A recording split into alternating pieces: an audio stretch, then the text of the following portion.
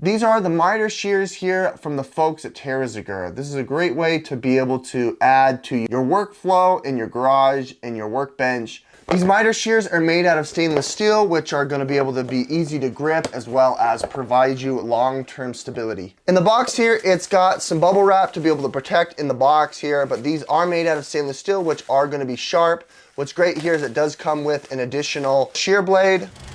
Coming up closer here, you can see that you've got the 135-degree angle completely here. That's going to give you a 45-degree cut, 22.5, and then even a 0-degree perpendicular cut here that'll cut your item right in half. This is perfect for design inside. If you have little tiny design elements you need to cut in half, if you're cutting PVC pipe for fitting and sprinklers, or even rubber tubing that you need to do outside. Operation is super easy here. You can unlock it with this nice colored unlocking mechanism, and it'll open up the shears. It has lots of grip here to be able to spring into action and cut and give you that angle. You're only going to want to cut at about 1/2 of an inch here to be able to give you that precision cut. It's recommended to lock it into place before you change your angle, so that when you're ready to make that angle here, you unlock it and you can still make that precision cut here wherever you need. The stainless steel is going to last you a long time and provide you that grip, comfort when you're needing to work on your projects for long extended periods of time.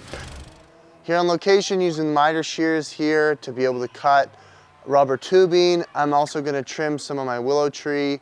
I have some kindling that I want to cut up to be able to light a fire outside. All of these things can be done with this device. Go ahead and unlock it here. It gives you up to a 1/2 inch cut here if you want to. I've got this tubing that I need to cut. You can easily just snip it right off. If you need to get an angle, you can go ahead and change it to 45 degrees if that's something that you want. It's got a nice guide rail to be able to cut it. Now you've got yourself a perfect 45-degree angle there. I want to create some firewood here and get rid of some of these excess limbs from my tree that I pruned. You can go ahead and cut it off, no problem here. You can even cut this in half with just a little bit of grip and you got it. A couple of these branches here are dangling from my trampoline that I want to cut down.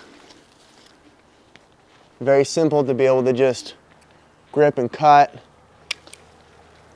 trim it as you go.